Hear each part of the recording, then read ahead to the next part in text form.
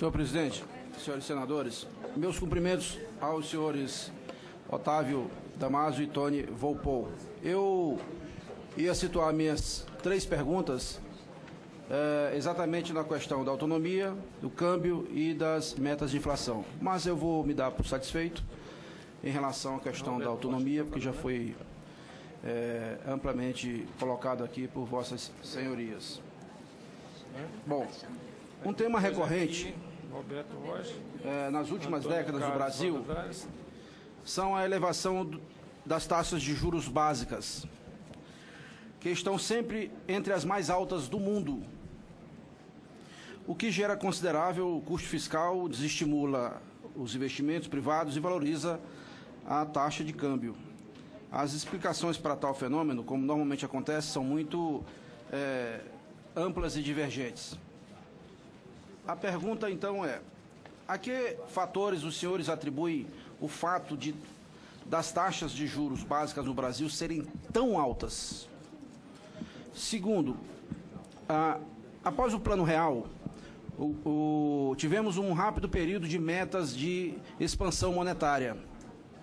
Alguns anos de um sistema de bandas cambiais e desde 1999, no governo do presidente Fernando Henrique Cardoso, câmbio flexível e metas de inflação. Ao longo desse período, enfrentamos várias crises financeiras internacionais e dificuldades internas, principalmente em relação à questão fiscal e ao baixo crescimento econômico. Os senhores acreditam que o sistema de metas de inflação deva passar por algum tipo de ajuste, tais como adotar um núcleo de inflação, ter horizonte de referência para meta superior a 12 meses, adotar também metas de crescimento econômico, reduzir o intervalo de tolerância para a inflação ou outros ajustes que possam aperfeiçoar o sistema? São esses os dois questionamentos que faço, um a cada um, e fica ao critério de vossas senhorias escolher qual responde. Vou começar respondendo as colocações do excelentíssimo senador Roberto Rocha em relação às taxas de juros no Brasil. Para responder essa pergunta, eu gostaria de fazer um breve retrospecto aqui desse parâmetro, né? Desde que o Brasil adotou o regime de média inflação, o que a gente vê é um processo contínuo de redução da taxa de juros no Brasil, juros nominais, juros reais, né? Isso não significa que os ciclos foram abolidos. Naturalmente, dependendo da conjuntura, a taxa de juros tem que subir, dependendo da outra conjuntura, ela cai. Mas se a gente observar, a tendência dela é uma tendência de declínio, e é isso que a gente espera para frente, é isso que a gente precisa trabalhar para frente. Naturalmente, tem que olhar para algumas particularidades aqui do arcabouço institucional legal do Brasil, né? E eu acho que aqui a gente pode ter uma agenda também para rediscutir alguns pontos, porque o próprio resquício de inflação alta no Brasil ainda permanece, alguns componentes de indexação ainda permanecem na nossa economia.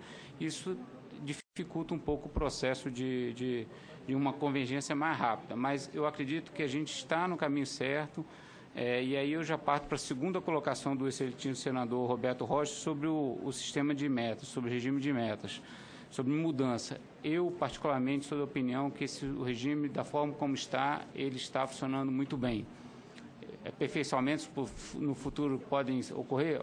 Talvez possam ocorrer, a gente pode fazer esse debate.